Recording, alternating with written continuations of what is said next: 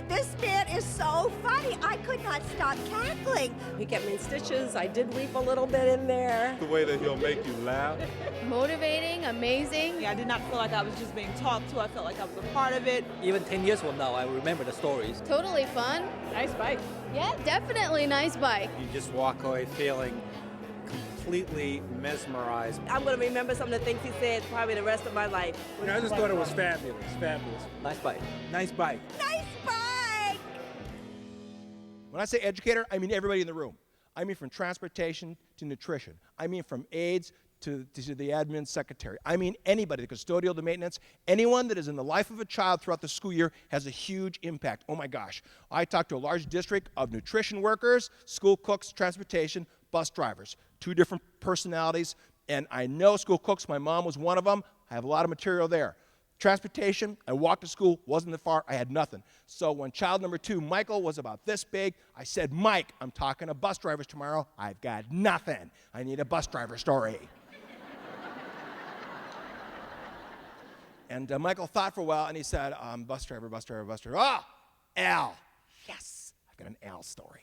Michael, tell me about Al. He said, okay, Dad, when you're waiting for the bus by the Schmidt kids and everything else in the corner, the bus would pull up, the lights would flash and stuff, and the sign would come out that says stop and stuff, because everybody's supposed to stop, and then the door would open up, and then when you'd step inside the bus, Al would look at you, and he'd say, good morning.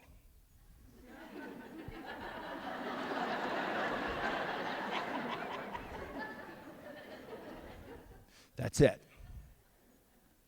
What do you mean that's it? That's it.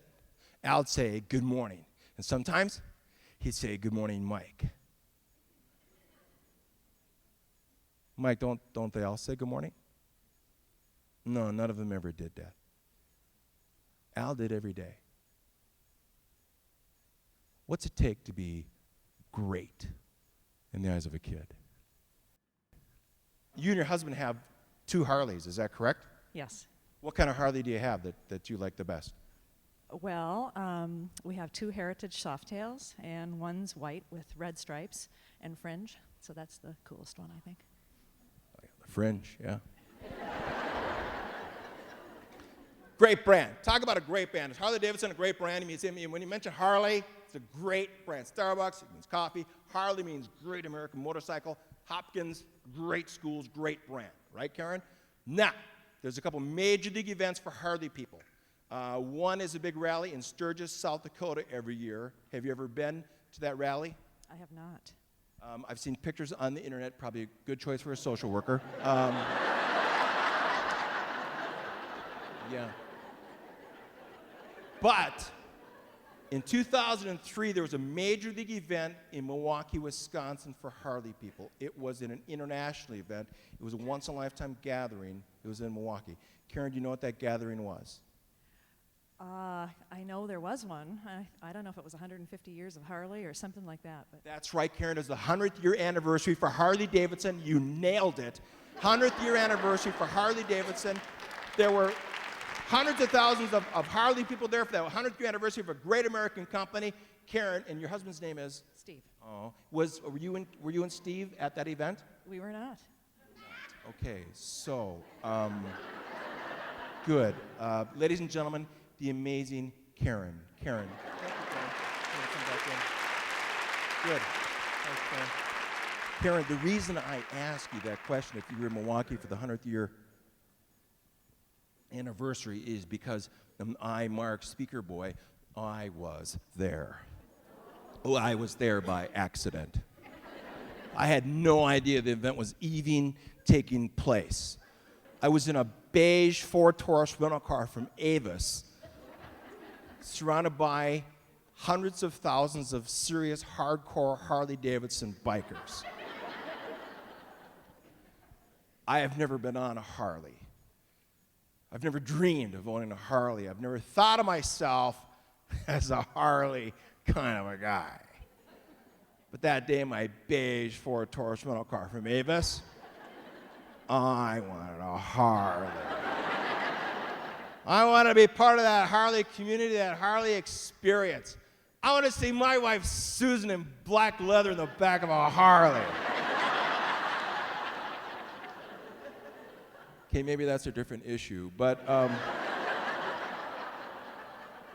let's say that Karen and Steve had made that drive in their Heritage Softail with a fringe on the side, and they're standing there by their Heritage Softail with a fringe on the side, and a stranger goes walking by, glances over at Karen and Steve. What two words would the stranger say that would have made Karen's weekend? Nice bike. Not where are you from, not how are things at Hopkins. What's the financing like in one of those things? Cost you extra for the fringe? How did you, a social worker, afford a really expensive motorcycle like that?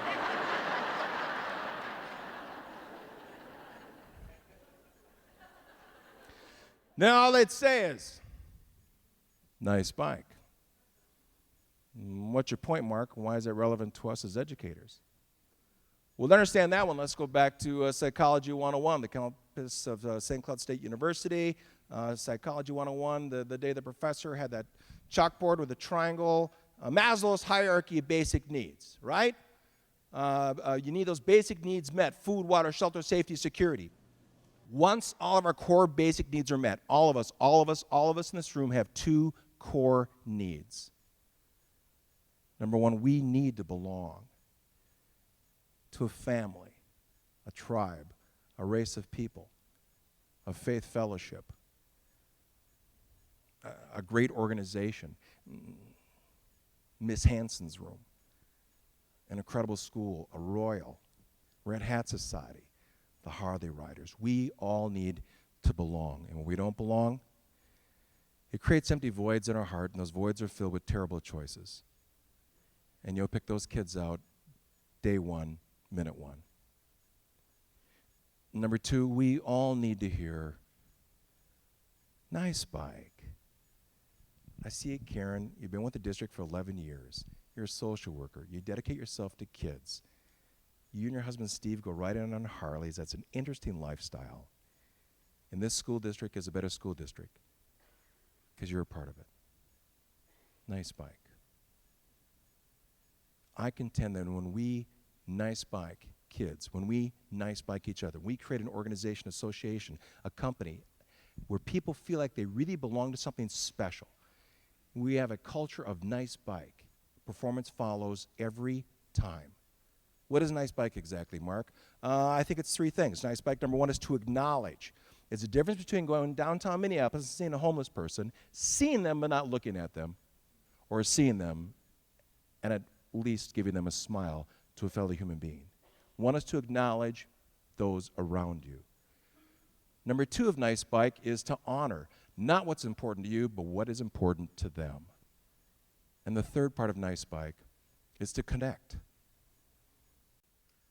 I love asking people on airplanes a couple questions. Depending upon if they annoy me or not, I'll say to them, do you think we're really going to land?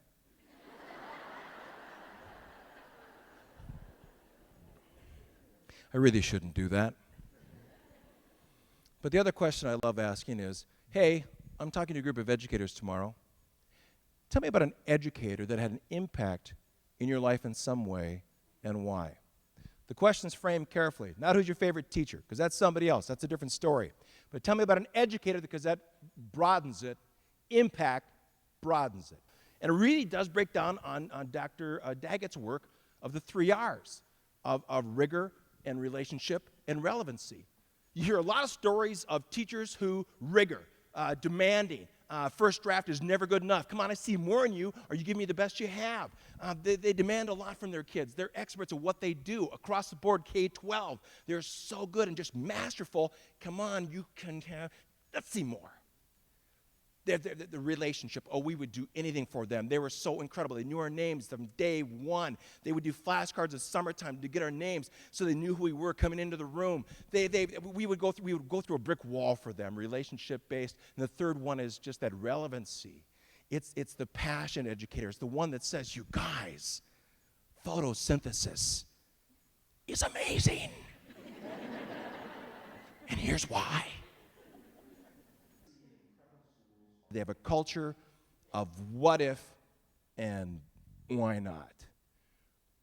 What if we were to take this, it's been here for a long time, and move it over to here? Let's see what happens. What if we tweak the schedule and have a drive of what we're doing instead of just doing what we've always done? What if we turn off the bells at the high school and teach kids how to tell time? Wouldn't that be kind of interesting?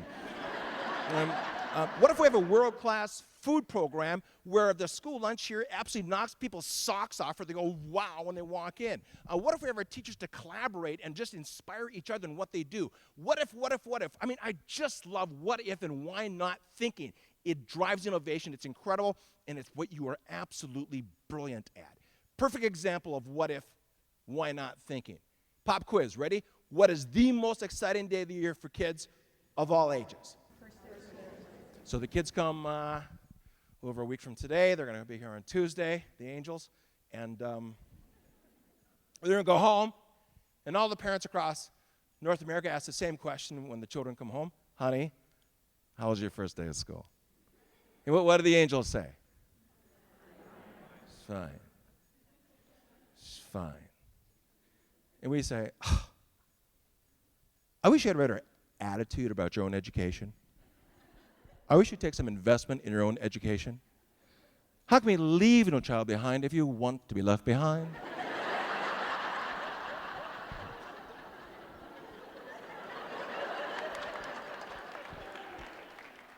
You know, I mean, if all we do is, how was your summer? And, well, that's fascinating. Or, here's the rules, here's the regulations, and bum, ba-bum, ba-bum, ba-bum.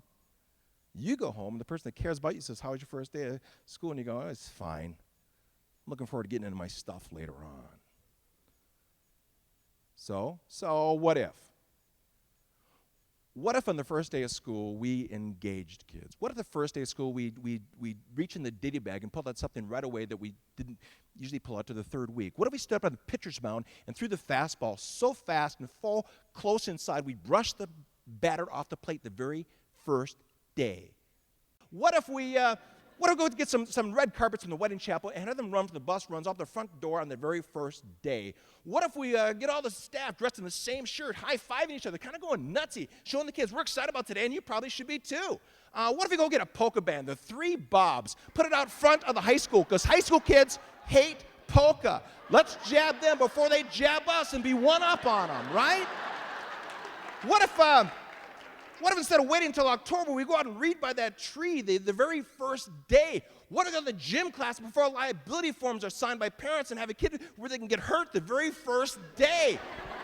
What if we go in the science lab and take some chemicals that only science teachers in Al-Qaeda know about and have a fire in front of their face that very first day? What if mom or dad they come home and say, honey, how was your first day of school? Oh my gosh, there was red carpets, all the teachers were wearing the same shirt, weirding each other out in the hallways.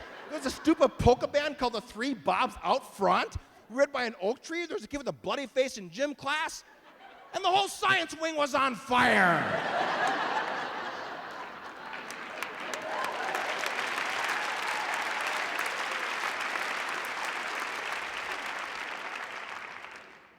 My high school people, I know that throughout the year, because of the nature of your clients, your kids called high school kids, there are times when you wonder, am I connecting? Is this working?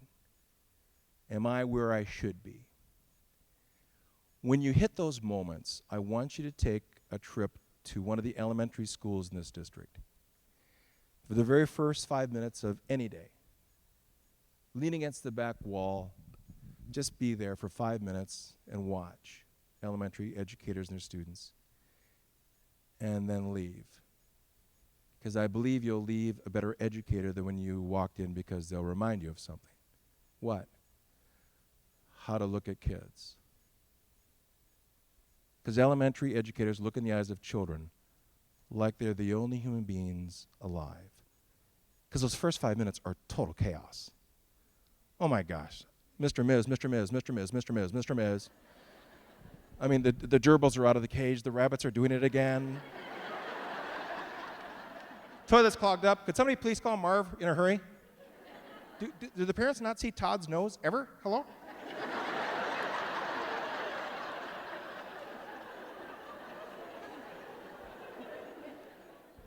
And yet elementary educators will look in the eyes of children like, honey, I only see you. It is the most incredible gift. They stop, drop, and listen. South Junior High School, Miss Hanson, remedial math. I'm a remedial math kid. Oh, I know, I don't look it.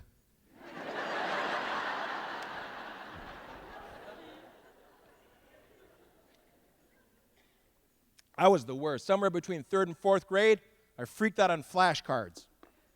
What's this? What's this? What's this? What's this? What's this? What's this? What's this? I don't know. I don't know. I don't know. Slow down. I can't. They're flashcards. And once you miss the facts, game over. Game over. So I ended up in a remedial room at South Junior High School. Remedial math. Hopkins, you don't call it remedial. What do you call it? Because you've grown a lot since that time. What do you call it? Intervention math? Sounds like a drug program.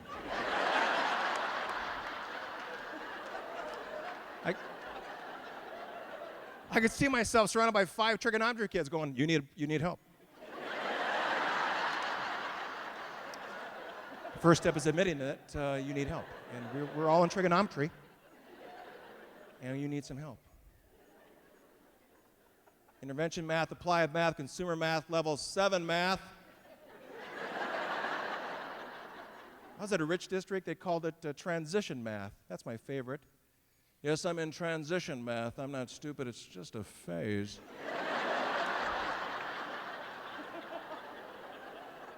Hey, I don't care what you call it. You walk in a room with 12 other dumb kids, you know exactly what level you're at. Oh, I'm in a dumb kid class. Aww. All 13 of us are in that remedial class. 2 girls, 11 boys. Oh, yeah. So you know I was there, right? Yeah, you were earlier going, no, I don't think so. Now you're going, oh, yeah, he was there, wasn't he? First hour, assume the position. I remember her opening act. Hi, my name is Miss Hanson. I greeted all you in the door on the way in. Perhaps some of you might have missed that. This is my first year to teach. This is my first day to teach. This is my first hour as a teacher. To say I'm a little nervous is an understatement. We all have dreams. Some people dream to climb Mount Everest. Others dream to win an Olympic gold medal. My dreams sound so silly.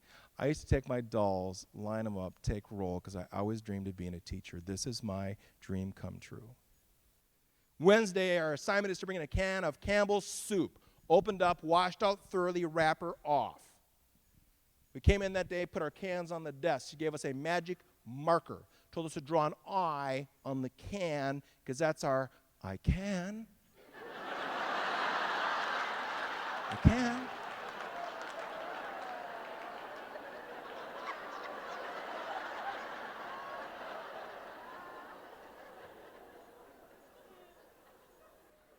Miss Hanson said to us before we left the room, oh, by the way, she said, when you come back on Monday, bring in a deck of cards.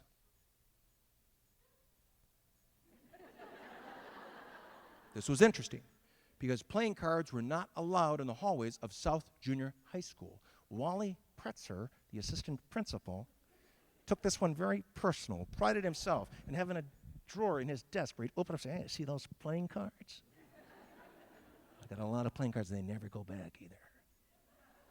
So to smuggle cards past Wally was huge. We arrived earlier that day in the dumb kid class, and as we walked in, there were cribbage boards set up throughout the room. Oh, my fellow Minnesotans, my people of the Midwest, my people. When I say cribbage, do you know what I'm talking about? Oh, crepes, yeah. Well, if those of you don't know how to play cribbage, if Kelly and I are playing, if Kelly puts down a card and I put down a card, if it equals 15, that's worth 2 points. 15-2, right? Boom, boom. You know, 9 and 6, 15. 8 and 7, 15. 10 and 5, 15. Flashcards. Comfort level. Any kid can learn. No, seriously. Any kid can learn. And if you can't come to me, I think I'll find a way to come to you. And the third week, we're no longer the dumb kids. We're Ms. Hanson's kids. And she's got us in the palm. And I don't know what you'd label her technique. All I know is there's a woman who saw this profession as an art form. And she was an artist in what she did. Nice bike, Miss Hanson, wherever you are. This side over here, when I point at you, I wrote the song. You go, boomba. Good deep voice, boomba. Ready? Boomba. Well done. This side, when I point at you, you go, hey! Aw, they got an easy one. What is it? Why are we doing this song? Come on, number one, because it's fun. Number two, because you get socks on for the first time. School's coming up. Let's get into it. Number three, because you have a lot to be proud of here at Hopkins. Every stat you've earned, you've earned. Because if you can be a boom hey, you can connect with other people. You can be a boom hey, you can acknowledge every kid. Be a boom hey. You can feel the pride that has created a legacy that makes you the absolute best. What's he doing? I don't know.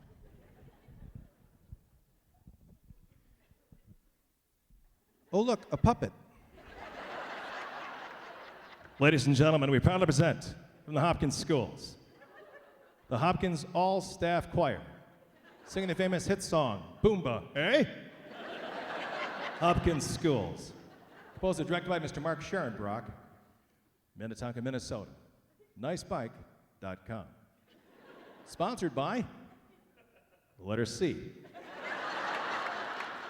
Ladies and gentlemen, please, to kick off your year, please welcome guest conductor, Mark Scharenbroich.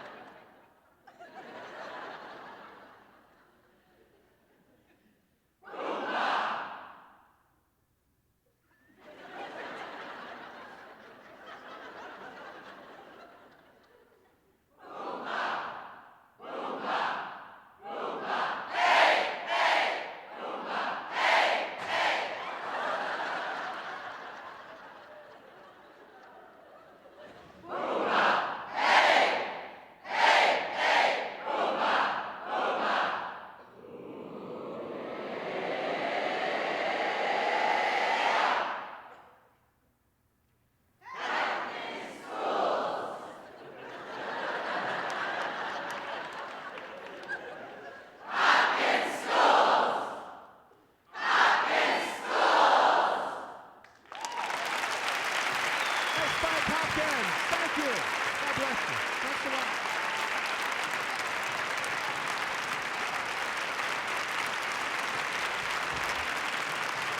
lot.